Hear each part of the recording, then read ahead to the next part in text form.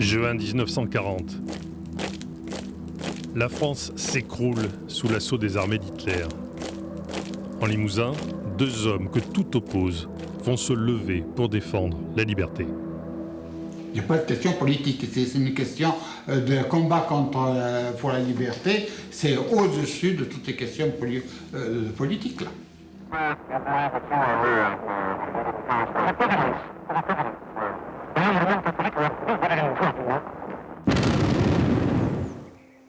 Georges Guingouin, Edmond Michelet.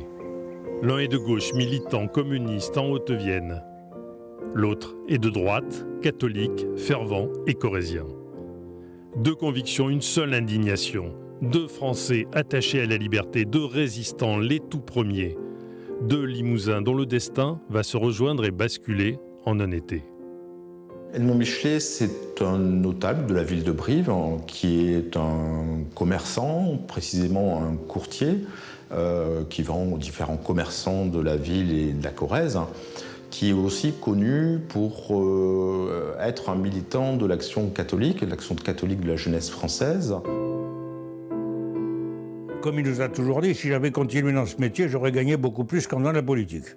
Ça, c'est indiscutable. En 1935, il avait organisé des conférences à Brive pour dénoncer l'arrivée du nazisme. Ça, il savait, il était parfaitement au courant de tout ça. En 1940, c'était un instituteur dans ce petit village de Saint-Gilles-les-Forêts. Et il était aussi militant communiste depuis 1935, où il avait adhéré au Parti communiste et où, secrétaire de la cellule d'Émoutier, il parcourait la campagne pour rencontrer les paysans, les ouvriers. En 1939, il a été mobilisé comme tout le monde et il a été blessé et hospitalisé à l'hôpital de Moulins, dont il s'est enfui, je dirais. Il a regagné Saint-Gilles-les-Forêts. Et c'est là où il a commencé à résister en faisant des faux papiers pour ses amis communistes qui étaient hors la loi. Mais au fond, quand on regarde ces itinéraires, ce qui les lie d'une certaine façon, c'est cette notion d'engagement. Dans sa maison de Brive, en juin 1940, Edmond Michelet est inquiet. Depuis des mois, il redoute ce qui vient d'arriver. Oh oui, la guerre, il a vu venir. C'est quelqu'un qui a lu Mein Kampf, qui s'intéresse beaucoup à l'actualité, et c'est quelqu'un qui est très très inquiet sur ce qui se passe en Allemagne. Il était parfaitement au courant de ce qui allait se passer si on laissait s'installer le nazisme. Et donc, dès le début, on peut dire dès le début, il était prêt à résister. Au même moment, dans la petite mairie de Saint-Gilles-les-Forêts, Georges Guingouin est revenu au pays. Lui non plus n'est pas surpris par la tournure que prennent les événements. Il est prêt. Il était responsable de la politique internationale dans l'hebdomadaire du Parti communiste qui s'appelait Le Travailleur Limousin.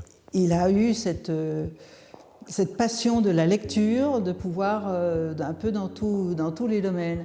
Et Mein Kampf ne lui avait pas échappé. Il était au courant de des projets d'Hitler. Et tous deux, moi c'est ça qui les rend, je trouve, assez intéressants et même assez extraordinaires, c'est qu'ils vont mettre en conformité, au fond, ce qui est leur pensée, leur formation, avec leur engagement.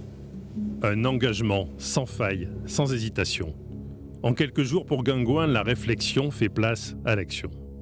Il a écrit un appel à la lutte en août 1940 où il analysait la situation internationale. C'était un appel à la résistance, enfin, disons à la désobéissance par rapport au gouvernement de Vichy, puisqu'il faut quand même aussi se rappeler qu'en 1940, il n'y avait pas l'ombre d'un Allemand en Limousin et dans toute la zone libre. Et donc la résistance est née un petit peu contre Vichy, finalement. Des misérables qui, non contents d'avoir couvert leurs mains de sang de nos soldats, pourront sans crainte, tout à leur aise, détruire les dernières libertés du peuple de France, établir le régime de l'obscurantisme et du mensonge. À Brive, dès la veille de l'appel du 18 juin lancé par le général de Gaulle, Edmond Michelet appelle lui aussi à résister. c'est quelqu'un qui n'accepte pas. Et on le verra, et cela dès le 17 juin. Le 17 juin, il écrit un tract avec d'autres personnes, et c'est le premier tract qui est diffusé en France. Et il reprend les textes de Péguy. Celui qui ne se rend pas a raison contre celui qui se rend. C'est la seule mesure, et il a raison absolument. En temps de guerre, celui qui ne se rend pas est mon homme, quel qu'il soit, d'où qu'il vienne et quel que soit son parti. Et il va les distribuer, avec l'aide de ses compagnons des équipes sociales, il va les distribuer dans toutes les boîtes aux lettres de Brive et des alentours.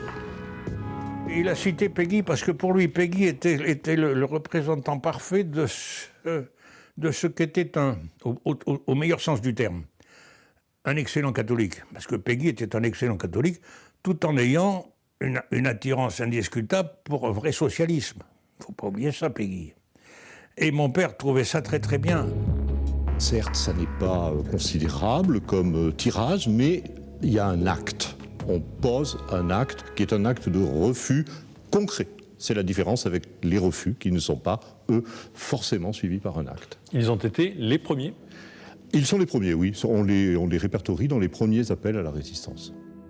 Contre les positions de l'Église pour le catholique Michelet, contre les consignes du parti pour le communiste Guingouin, les deux hommes vont affirmer et défendre leurs convictions. Il était déjà dans le collimateur de la presse chrétienne corésienne, à un point où vous n'avez pas idée. Il se faisait tirer à vue comme un lapin, parce que les autres ne savaient pas à quel point il était engagé, mais ils avaient compris qu'il n'était pas de leur côté. Quand l'obéissance tombe dans le délire, comme c'était le cas là pour la majorité des Français, il n'est pas question d'obéir. On ne peut entrer qu'en résistance. La directive essentielle de la direction du parti, à ce moment-là, en 40, c'était pas de résister, mais nous sommes le parti de la fraternité des peuples. Nous devons être sans haine vis-à-vis des soldats allemands. Nous sommes très loin de la résistance. Une phrase qu'il a dite, c'est pour moi, l'obéissance n'a jamais été une vertu communiste. Ça résume, je pense. C'est-à-dire qu'il ne pensait pas il ne se voyait pas dissident. Moi, je l'ai entendu dire que pour lui, le Parti communiste, c'était un idéal, c'était pas un parti. C'est ce qui les rend d'autant plus singuliers et d'autant plus originaux, d'abord dans le moment 40 de ce début de guerre, mais aussi aujourd'hui dans l'héritage qu'ils nous livrent, dans le message qu'ils nous font passer, c'est qu'au fond, il faut avoir raison contre tout et contre tous pour arriver à entrer dans cette résistance bien antérieurement à ce que seront d'autres engagements. En dépit des consignes du parti de se concentrer dans les villes, très vite Georges Guingouin va organiser la résistance communiste dans les campagnes. Caché dans les bois et chez les paysans, il devient le préfet du maquis, admiré des Limousins et craint des Allemands. C'était un homme d'action qui partait en tête avec ses hommes quand il y avait des actions à mener et il ne distribuait pas des ordres à l'un et à l'autre, fais ceci, fais cela. Par son exemple et par son action lui-même, il partait au front. Il incarnait l'autorité, et une autorité bienveillante, je dirais. Il savait parler et il savait convaincre. Et pratiquement tous les communistes du plateau l'ont suivi. En Corrèze, Edmond Michelet structure et dirige progressivement les réseaux de résistance. Son métier lui permet de se déplacer sans attirer l'attention. Mais en 1943, il est repéré, arrêté, puis déporté. À Dachau pendant 2 ans, sa détermination et son charisme vont être exemplaires. Mon père s'est retrouvé le patron à Dachau, peut-être contre son gré, mais simplement parce qu'il était un des premiers résistants de France par rapport aux autres, qui étaient des droits communs. Il était dans l'action pour apporter des nouvelles, pour aider les plus démunis, pour leur donner de la nourriture. Ça a été un organisateur. Et quand le camp s'est libéré, il est devenu le représentant des Français.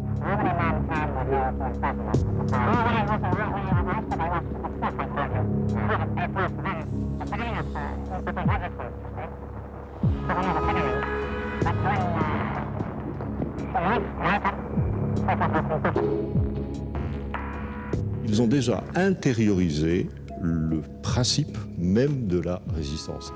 Et cette certitude-là, c'est aussi ce qui explique qu'ils soient charismatiques, c'est-à-dire qu'ils peuvent arriver à transmettre, tant ils en sont imprégnés, finalement. 1944. Georges Guingouin libère Limoges. Un an plus tard, il est élu maire de la ville. Puis il demande des comptes sur l'attitude des dirigeants communistes pendant la guerre. Trop populaire, trop gênant, il est exclu du parti. Puis il est victime d'une campagne de calomnie. Tabassé et laissé pour mort en prison. Il sera totalement blanchi par la justice. Quand il a quitté la mairie de Limoges et qu'il a eu son poste en 1952, il y a toujours eu des tentatives de le supprimer. En 1945, de retour de Dachau, Edmond Michelet entame une longue carrière politique dans les pas de De Gaulle. Plusieurs fois ministre, son action sera profondément marquée par son expérience de la résistance et de la déportation. Pendant la crise algérienne, il affirmera un humanisme parfois iconoclaste. Quand il est rentré à Vendôme, place Vendôme, en tant que garde des Sceaux et ministre de la Justice, il a choqué complètement les juges en disant « je serai toujours du côté de ceux qui ont les menottes ». Ils n'ont pas compris.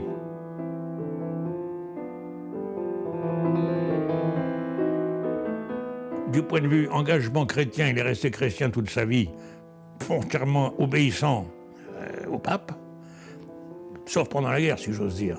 Là où il a dit non, ça, vive la liberté.